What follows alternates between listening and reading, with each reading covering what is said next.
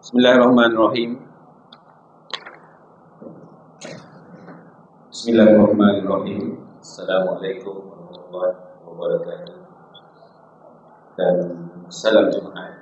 Terima kasih kepada rakan-rakan media yang dihormati. Saya Haji Ahmad Syahrizal bin Ibrahim ingin menjelaskan beberapa perkara penting berupa pernyataan dan dakwaan yang tular baru-baru ini selepas prosiding di Mahkamah Tinggi Syariah Kota Baru pada 13 Ogos 2025. Yang pertama, tuduhan kononnya saya mengambil waktu naik RM 1,3 juta.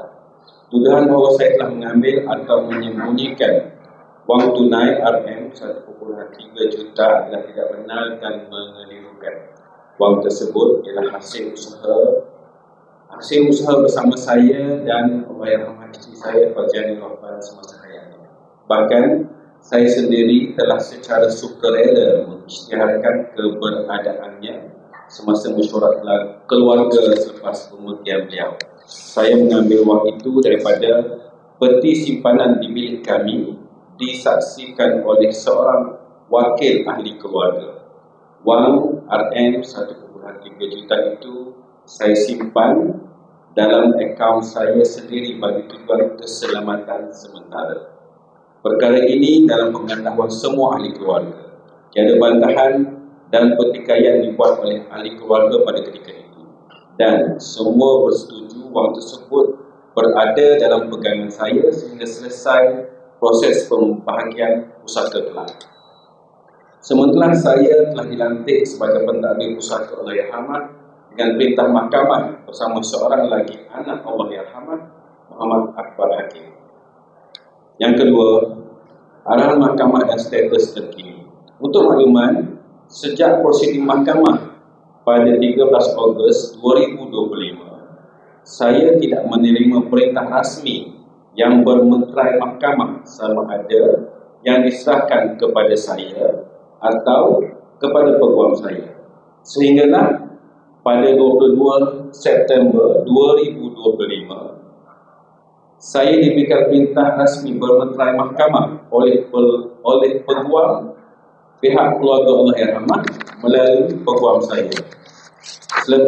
Sebagai menghormati keputusan mahkamah yang saya terima, saya telah memindahkan wang RM 1,3 juta tersebut ke dalam akaun bank pentadbir harta pusaka dalam tempoh 4 hari bekerja, yang mana akaun bank tersebut juga dikelolakan oleh saya sendiri.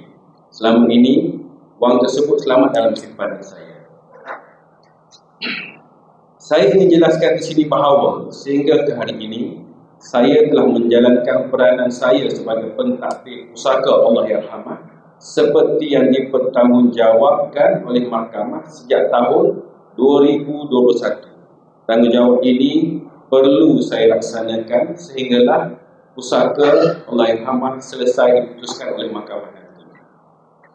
Saya tidak ambil hak anak yatim seperti yang diwar-warkan. Tanggapan bahawa saya makan harta anak yatim atau melarikan hak anak yatim adalah fitnah dan tuduhan yang tidak berasas, yang mula ditularkan sebelum saya sendiri diberikan perintah rasmi bermeterai mahkamah yang jelas. Saya menyeru kepada semua pihak agar tidak membuat pernyataan yang tidak bertanggungjawab yang boleh memesongkan fakta sebenar sehingga merosakkan reputasi dan menjejaskan integriti sistem kehakiman. Yang ketiga, tindakan undang-undang susulan. Saya telah mengarahkan peguam saya untuk memulakan tindakan undang-undang kali kedua atas fitnah dan tuduhan tidak berasas ini. Ini bagi mempertahankan nama baik dan reputasi saya daripada terus dicemarkan di media sosial dan arus perdana. Untuk makluman, saya telah mengambil tindakan undang-undang saman fitnah terhadap beberapa pihak pada tahun 2022 dan kes tersebut telah selesai bicara sekarang. Sekarang hanya menunggu keputusan daripada mahkamah yang akan diputuskan pada Januari 2026 nanti.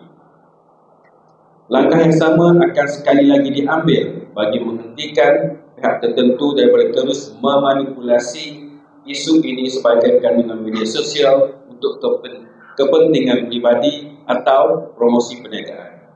Perbuatan sedemikian adalah tidak beretika, mengelirukan masyarakat dan menjejaskan proses keadilan. Saya percaya bahawa kebenaran akhirnya akan terbukti dan saya menyerahkan sepenuhnya kepada Allah Subhanahu Wa Taala serta kepada mahkamah untuk menegakkan keadilan yang sewajarnya. Saya berharap sidang media ini dapat menjelaskan kedudukan perkara yang sebenar. Saya juga berharap selepas ini tiada lagi pihak yang akan menimbulkan isu-isu berkaitan dengan harta pesakit ini.